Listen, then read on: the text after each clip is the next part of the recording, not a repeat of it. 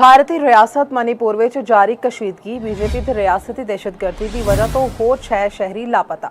मुतासरा खानदान में शदीद गमो गुस्सा लोगों ने फौजी सर्च ऑपरेशन रोक दिता। मुतासरीन दा फौरी इंसाफ, शफाफ तहकीकात ते अमन की बहाली का मुतालबा। नाकदीन मणिपुर विच इस बहरान नूं बीजेपी हुकूमत की रियासती दहशतगर्दी के नाकस इंतजामी हिकमत अमली नाल ताबीर कर रहे हैं। मई 2023 तो मणिपुर बहरान के हवाले नाल भारतीय हुकूमत का तर्ज अमल शहरियों के तहफुज ते अमन की बहाली विच नाकामी नूं जाहिर करता है। 260 तो वध लोग मारे जा चुके, 60,000 तो वध बेघर होए ने, हज़ारां घरां नूं अग ला दित्ती गई, मजहबी थावां तबाह हो गई जिहड़ियां संगीन इंसानी अलमिया की अकासी करदियां ने।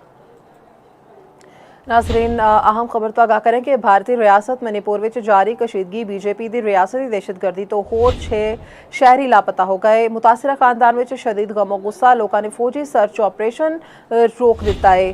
तहकीकात के मुताबिक नाकदीन मणिपुर विच इस बहरान नूं बीजेपी हुकूमत की रियासती दहशतगर्दी ते नाकस इंतजामी हिकमत अमली नाल ताबीर कर रहे हैं। मई 2023 तो मणिपुर बहरान के हवाले नाल भारतीय हुकूमत का तर्ज अमल शहरियों के तहफुज ते अमन की जरूरत है। 260 तो वध लोग मारे जा चुके, 60,000 तो वध बेघर होए, हज़ारां घरां नूं अग ला दित्ती गई।